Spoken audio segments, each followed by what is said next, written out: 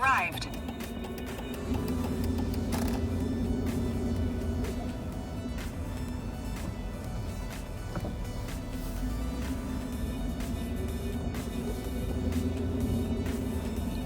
I thought this was the place.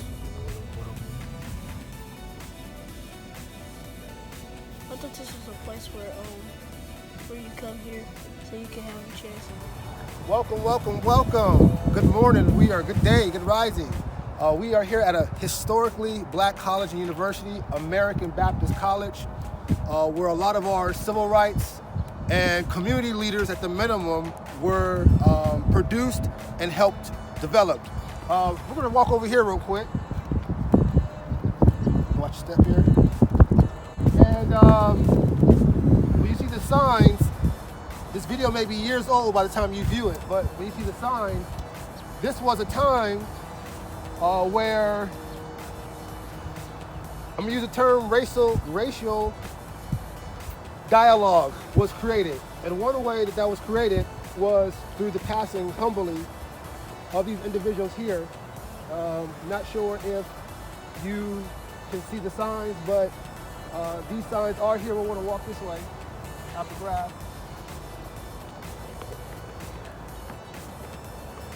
And so we do have the names. We want to make sure. There's a lot of controversy, if I can say humbly, at this time in regards to the subject matter at hand, but it is a conversation that needs to happen, should happen, and will happen, has happened. And so I just wanted to show the American Baptist College logo for the signs here out of respect. So we're going to head up to this, we're going to head to Susie McClure Library here at American Baptist College. Shout out to Dr. Qualls. She's the director of, I believe, of Culture, Diversity, and Marketing at the minimum, if I'm not speaking out of ignorance, for helping to coordinate this private taping of Dr. Rip Patton, civil rights leader, and I believe he was, if I'm not speaking out of ignorance, a student with the late John Lewis here at this college, like their freshman year. And Representative John Lewis, the previous HBCUs he went to, always get a lot of awareness brought to it. But this is, I believe, the first college that Representative John Lewis went to. Excuse my ignorance in this situation. And Dr. Rip Patton was with him by his side, along with him, shout out Mr. Kwame Lillard here in Nashville. These are just huge leaders that are pioneers, first of their kinds. We're gonna do a private taping, we're behind the scene, and we just wanna show you a little bit of the history. Let's go ahead and check it out. So that building over there is the, excuse my ignorance, the World Baptist Center. That building, that white building to the left, and that's for the National Baptist Association, Missionary Baptist Association. I'm sure you saw the Jamaican flag there. We have our mask on, and I'm going to shout out Express Employment Professionals. You're looking for employment, long-term sustainable employment. Reach out to these guys, especially if you're in the Nashville area. Express Employment Professionals, Nashville North and Downtown office, right here in Metro Center. They will get you to work. They're helping over 200 employers get 700 North Nashvillians to work.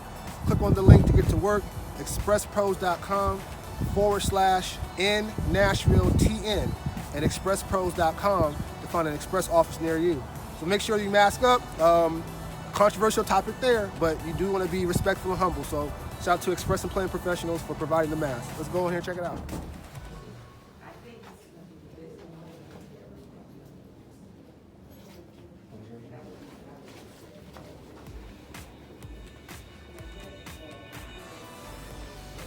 All right, so this is my first time here in the library. John Parrish, JP. Hey, How you doing? Do you have John Parrish in action. We have the cups board here. I have a USB boards here. Information here. Now this is a historic library. It's our first time here, and so one of the biggest things is if you continue to step outside of your comfort zone, if you continue to go after what you are destined to do, you'll find yourself in unique positions and situations. And as you can see here at the library. Light a flame that lasts forever. CR, is this for today? Yeah. Praise him. All right. So we are behind the scenes. Good morning, sir. Good morning. How are you? Doing great. Yourself? Awesome. So we are behind the scenes getting ready. I mean, it's really good. So we have here, what is this all about? So we have here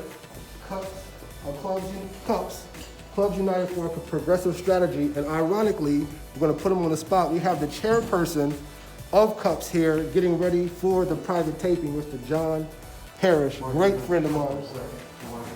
Gotcha, he's getting situated. And we're going to have John explain to us exactly what Cups is.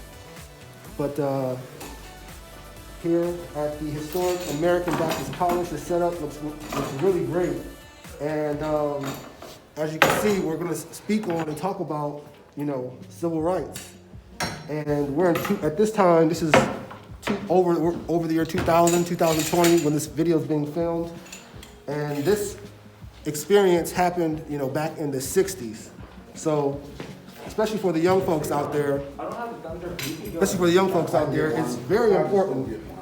It's very important to really know the past, to appreciate it, to learn, to grow from it, to maximize where you are in your life today, if that makes any sense. So this is something we're going to talk about. Make sure you save your seat so you can stay first one. We'll go outside and check some of the buildings out.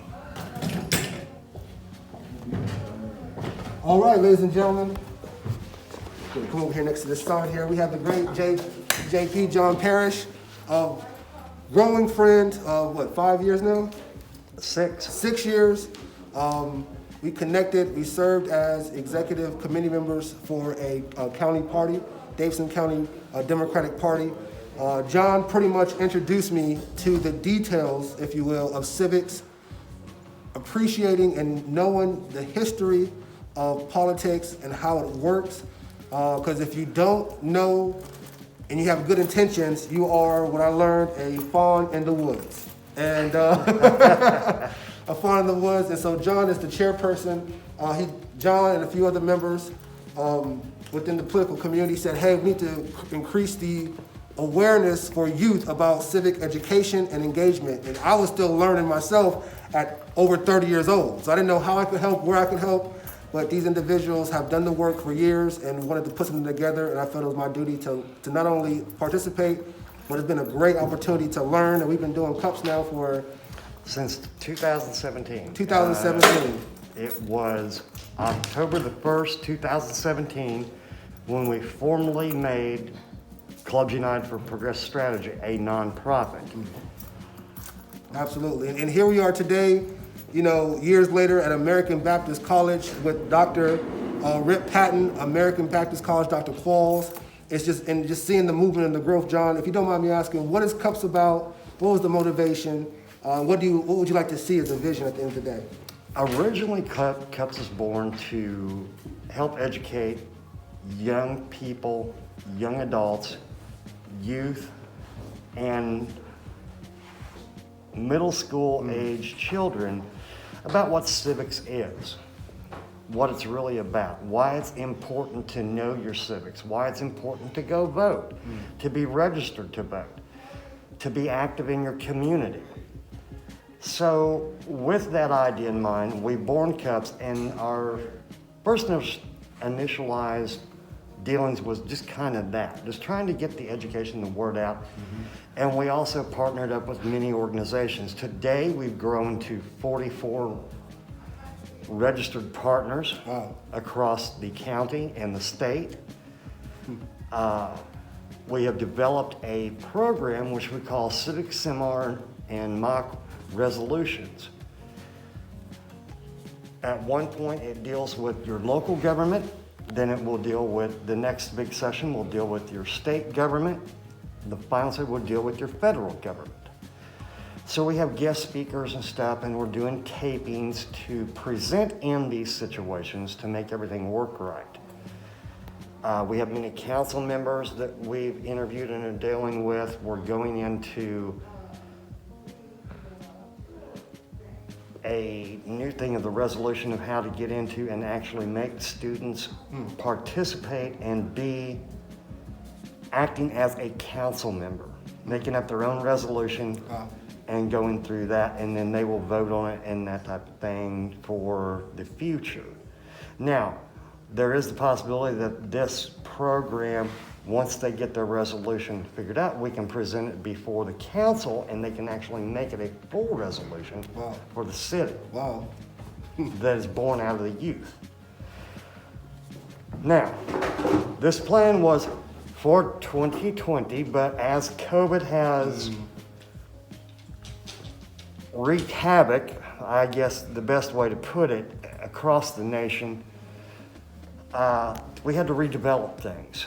So part of this with Dr. Rip Patton in the interview is because he was so instrumental in the 1960 civil rights movements for the American black vote and the just basic civil rights.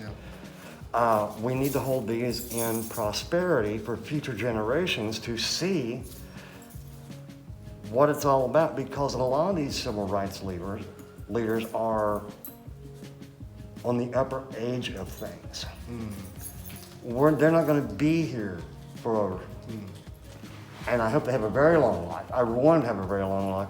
But we're losing them every day, like the great John Lewis, which was an attendee here at American Baptist College. He actually went to school here and graduated. So that is a real big piece of history here in Nashville, Tennessee for that. And Dr. Rip Patton was also a great friend of John Lewis. I see. Well, why is it so important while they're here, as we say that humbly, to get the knowledge and information? Because once these civil rights leaders are gone and they passed on to the afterlife, there's nobody left to tell us the history, the true history of what it was really like and what it was really about. And there's also, with the unrest that we have today between the divide in our country, this is also a way for us to learn from the past as we're making the mistakes today, and how we come out of that and how we rebuild and make our society a better society. Wow. But CUPS has also grown into an organization that's not just about this. We foresaw in late 2018, and I brought to the board, and Donovan, I remember me and you talking about this, I said, look, we've got to expand what we're doing, because we're not doing, there's so much more that needs to be done. So we've got into the thing where we also have tutors for youth and young adults in the high school, middle school, elementary, and college. We also have a program for school supplies for elementary and middle school, and in some cases, some high school. Our plans are to, in the future, have to where we can offer a laptop scholarship to a graduating senior in every high school in the Davidson County area. And if we have some in the state and the surrounding counties, we can possibly expand to that. One of our biggest future things is these seminar programs, which we are working on the legislation, and everything is on track to be, and CUPS will become the alternative for high school seniors graduating, where they can take our course and it will count as their civics course for high school graduation. It's powerful. We will be an alternative to the Tennessee state education system. Let me ask you this, John, before we wrap this up. Is there anywhere where people can find out more information online about CUPS? Yeah, we launched the new website December 1st. It will be, it's CUPS Tennessee, .org, or you can email cupsnashville@yahoo.com currently, and we can send you primary information and or the link when the new website gets launched December 1. Awesome. Thank you so much, John, for all you're doing. And we're here with Dr. Qualls. Thank you so much for opening the doors for us. If you don't mind us asking, especially you're talking about the civil rights movement history. We're at a historically black college university, American Baptist College. Just your experience and your professional experience. What message, it's a broad question, but what message would you have for women of color, young women of color, young men of color, and also young women of color when it comes to even thinking of pursuing a career and what they need to keep in mind, especially just upon their journey. They have to keep in mind as far as a message for them. Because I know we can talk about American Baptist College, but I know you have a wealth of knowledge and experience, and I need to capture that, if you don't mind me asking. Well, we're happy to have you here, and on behalf of the President and Board of Trustees, and our students, faculty, staff, and alumni, we are glad that Cubs decided to have this whole session with the civil rights giant, the Reverend Dr. Ernest Rip Patton here on this campus. We are in the Fine Arts Room of the McClure Library, and we hold chapel. This is a very special place. Wow. And we welcome all of you for this. So I think the important thing is to say the time that I am in, with the little that I can do my best with it. Do focus on good. People are tired, they're mean, they're tense, and it pushes us. It certainly pushes me to a place that I just want to say, that's it. Wow. But how important it is to focus on the good and our purpose for living and reconnecting, because you never know what someone else is going through that push them to push you. I saw a cartoon thing this morning, and it's going around on Facebook, and there's this lady reaching up, and this man is trying to pull her up. Well, there's a snake between them, and she's at the bottom trying to be pulled up and say he should pull harder. And what she doesn't know is there's this rock on him, so he's in great pain trying to pull her up. And he's saying, why doesn't she strive harder to get above the boulder? And the point is, what we see in each other is just surface. I don't know your story. I don't know what you've gone through. And even as a coworker, I don't know if you had road rage getting to work, or if your phone got cut off, your electricity, and you can't log on at home. I don't know that, nor do you know mine. So if you just sprinkle a little grace in all situations, we can come out, just not only come out, but come out better. Wow. So when we're talking about young people and pursuing careers, let your foundation be on a strong character and goodness and ethics and kindness. Yes, sir. And branch out from there. Whether you become a molecular engineer or a nurse, a teacher, you do that based on that. That is a world of wisdom right there, and we receive, and you play so smooth. If you feel those challenges, both within yourself and others, you play so smooth. And thank you so much for your professionalism, Rosa. Much respect. Thank you so much, and congrats in advance for your continued success as well. Thank you. There we go. Thank you, Dr. Thank you, Dr. King. You're welcome. Change that around real quick, and then you guys. Okay. We're behind the scenes. We're getting ready for the taping here for the Cups panel. But we do have some movers and shakers here that I want you guys to check out. Follow me over here. We do have Miss Gloria here. She is the leader and creator of Shay Tours and Shay's Tours. And we actually here with Dr. Rip Patton as well, and they are working together as far as helping to get the word out about the history of civil rights and that process. And we just want to thank them both for just stopping by and helping Cups with getting the word out and helping us to bring credibility to what we're looking to do when it comes to civic education and engagement for the youth. And I know you want to share and save your information for the panel discussion, but if you don't mind me asking, first I'm going to ask Ms. Gloria, especially for young folks, the young men and women out there that are still looking to even realize that they may need to have a career, or maybe just starting their career and experiencing some challenges or going through that experience for the first time.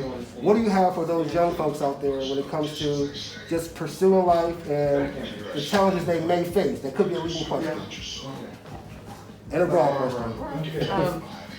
Well, Shashay Tour's goal really is to educate and inform the youth, all ethnicity, regardless of what age, and that's our main goal and focus, is to make sure everybody's informed and educated.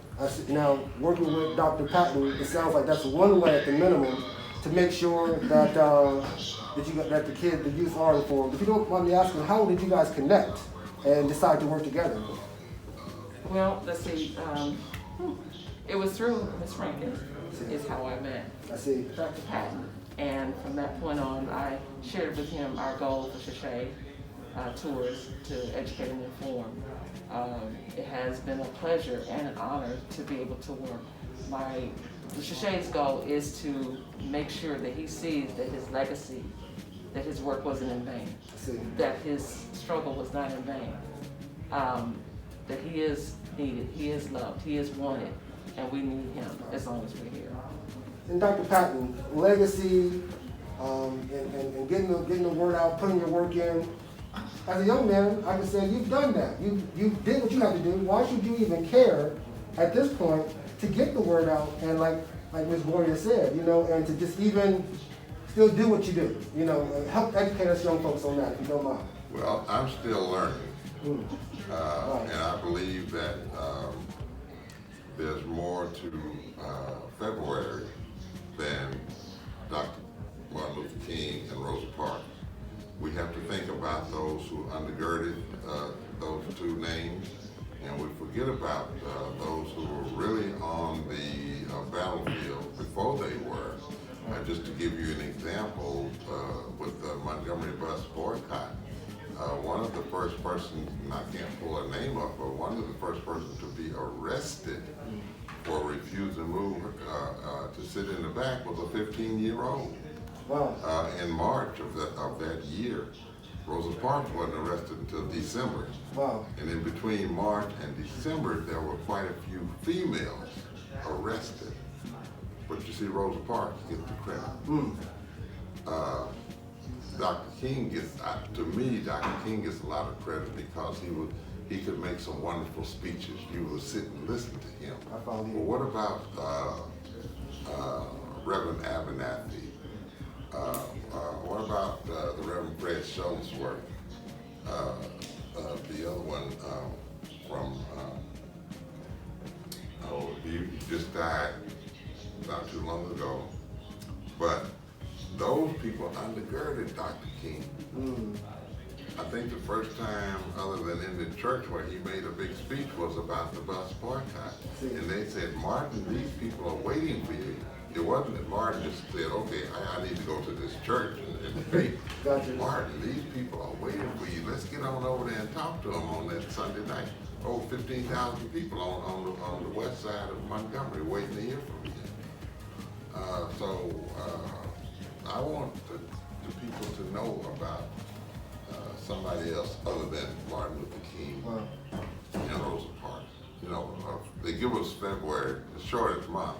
Well, let's do something with them, and not only February. I remember when one of the radio stations used to advertise Black History at 365. That's for the whole year. I see. So we need to do like the Jewish people do. They start talking about their heritage to their kids.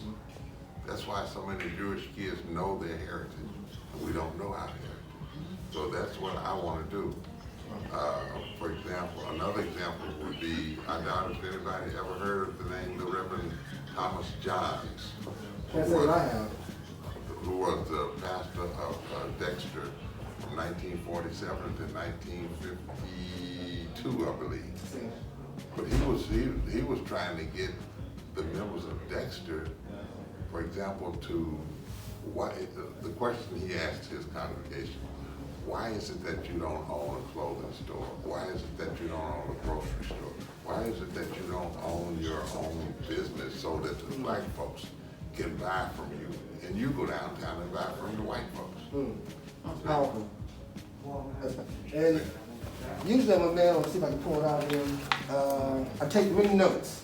And so for the sake of time and respect for this great panel, I don't want to ask any questions that I'm even more intrigued about. And I don't want to take too much time writing down notes because there's so much that I've learned already. And just to hear Dr. Patton say the first statement was, I'm still learning. And obviously you're a man with a wealth of knowledge. So that's a humbling experience for me as a man that's trying his best to be ambitious and go after what's in his heart. And no matter what, here's this man of value, obviously for what you've done for the world, and says, I'm still learning. And I say that because I wanted to write down so many notes and keep going, but we're going to do another time. This is, if you want to see the video, you're going to have to log on to Clubs United for Progressive Strategy, their CUPS website. This is a private taping for educational purposes, but we are behind the scenes, and just want to thank you both for what you are continuing to do, and thank you for allowing CUPS. Ms. Clarice Rankin, she's always behind the scenes, so she was the rock and glue to put this together, and I will say humbly, she called me and said, Donovan, I'm tasking you to make sure this goes smooth, and I've been praying ever since that it has, and I thank the Lord that it has. So thank you so much, CR. If you have any insight, Clarice, I would say she is my civics mother, and I say that humbly because we actually served as committee members for the same district, and I appreciate her so much and her insight and her patience with me and young folks. And CR, if you have if you want to drop any knowledge, because just your presence alone is enough. I'll just leave a link for her as far as some of what she's done, volunteer awards and civic awards, and just her connections through the state. But CR, did you want to have anything to say or like to share? No, I'm waiting for Mr. Patton, Dr. Patton, to just flood us with his knowledge and with his experience and wisdom. I just think it's that important to give back to our young people, and I'm just all aglow this morning to have that to happen for us. Thank you for your service, CR, and this is a beautiful opportunity for me as a young man, and I'm still not even realizing the position that I'm in, because I think the first time I talked to Dr. Qualls, and I was saying, hey, can we get Rip Patton to come down and speak? She emailed me, her first email was, sure, we would love to have Dr. Patton come down. And just to me, that, little things that I'm learning and appreciating that I'll never forget. And I'm doing more research on you. And again, thank you all. We're behind the scenes. Shout out to CUPS. We're ready to get started. See you soon. The President of American Baptist College, Dr. Parrish Harris, the Board of Trustees, students, faculty, staff, and alumni, I welcome you to the Holy Hill. Hold on, keep your eyes on the prize, hold on.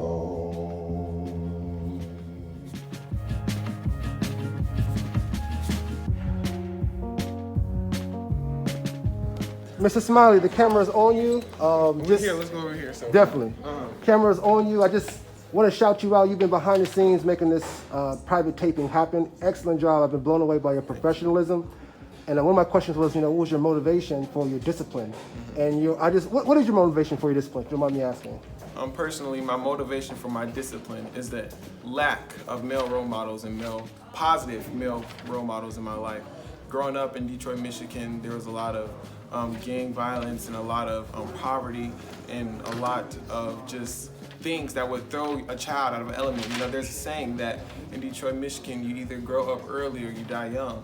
So I learned very quickly to grow up early, and being the youngest in my family, but still being the pioneers of religion and the pioneers of, working class citizens and college scholars in my family, it just really motivates me to continue to be positive, not only for myself and continue to be an influence for my siblings, but to continue to be an inspiration for my nephews and my younger cousins and folks that I haven't even met yet. Because the most amazing thing about what I'm doing is that this is just practice so that when I get older, when I go from 19 to 29, I can stand in the face of young individuals and tell them, hey man, I know it's hard to stay on track. I know it's hard to try to get your work done and to try to do schoolwork and to try to engage in the community and be with your friends, but I've done it.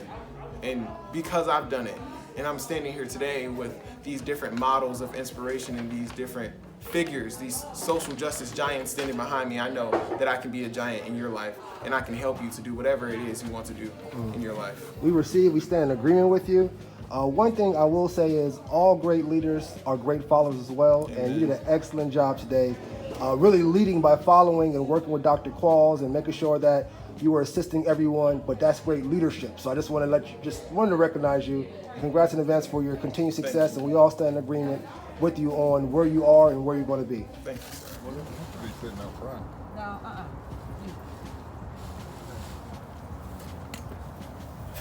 You want to go in front where the marker is, Dr. Qualls?